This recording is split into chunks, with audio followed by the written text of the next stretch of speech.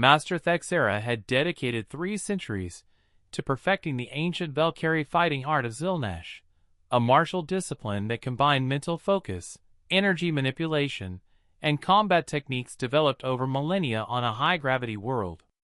When the Galactic Cultural Exchange Program requested that she teach this sacred art to other species, she had agreed out of diplomatic courtesy.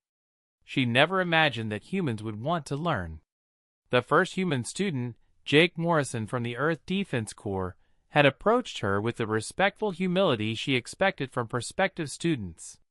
He spoke of wanting to understand alien cultures, of bridging gaps between species through shared learning. His earnest demeanor and genuine interest had impressed her enough to accept him into her advanced training program. That had been 6 months ago.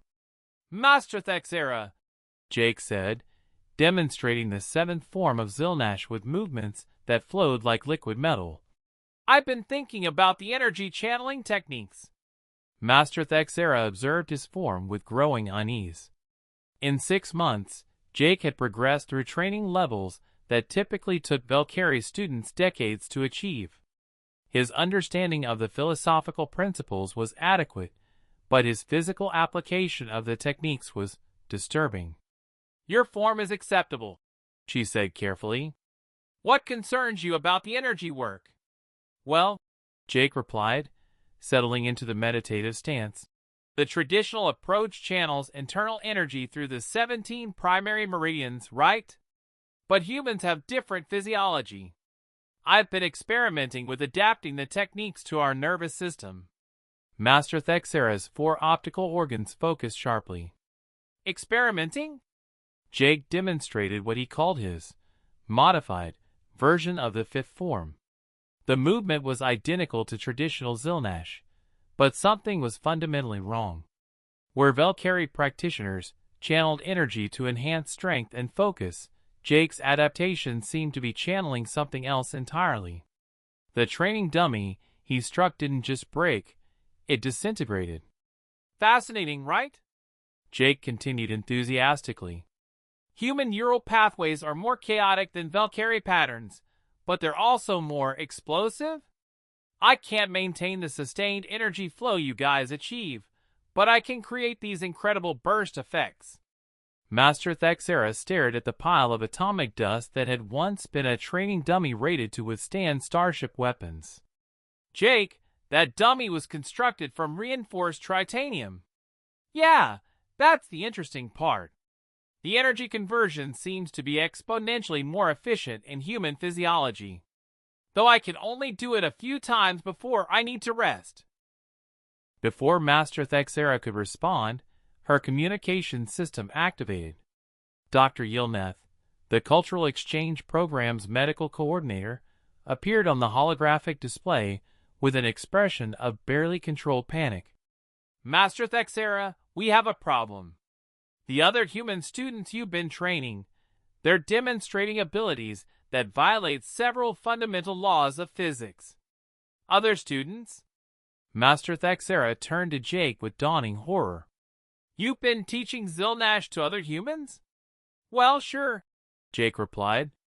"Sarah from engineering was really interested in the meditation techniques, and Marcus thought the combat applications were cool. Pretty much the whole Earth delegation wanted to learn once they saw what I could do."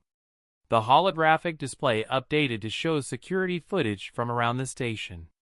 Human crew members were practicing modified Zilnash techniques with results that defied comprehension. One was levitating heavy machinery using what appeared to be pure mental energy. Another had accidentally created a small gravity well while practicing the 9th form. "How many humans have you taught?" Dr. Yilneth demanded. "Couple dozen? They're really enthusiastic students. Though I probably should have mentioned that we've been making some modifications to the traditional forms." Master Thexera watched Captain Sarah Chin demonstrate her version of the 3rd form, which somehow resulted in her temporarily phasing through solid matter. "Jake," she said slowly, "what exactly have you done to my martial art? Improved it?" Jake offered hopefully. "I mean, the original Zilnash is beautiful and everything, but it was designed for Valkyrie physiology. Humans process energy differently. We can't maintain your steady-state techniques, but we can channel massive bursts of power for short periods. Dr. Yilneth was frantically updating her medical scanners. According to my instruments, the humans are somehow converting mental focus directly into manipulatable energy. This shouldn't be possible with organic neural tissue. Oh, that... Jake nodded. Yeah, we figured out that human brains can overclock themselves temporarily. It's probably not great for us long-term, but the short-term results are amazing. Master Thexera made a decision that would reshape galactic martial arts forever. I'm officially retiring from teaching. But Master, Jake protested, we were just getting to the really interesting stuff. I think we might be able to adapt the 10th form to allow short-range teleportation. Absolutely not, Master Thexera replied firmly. I am updating the cultural exchange protocols immediately. New rule. Humans are forbidden from learning alien martial arts. Why? Because, she said, watching another human accidentally create a small dimensional rift while practicing meditation. You don't learn our fighting techniques. You weaponize them.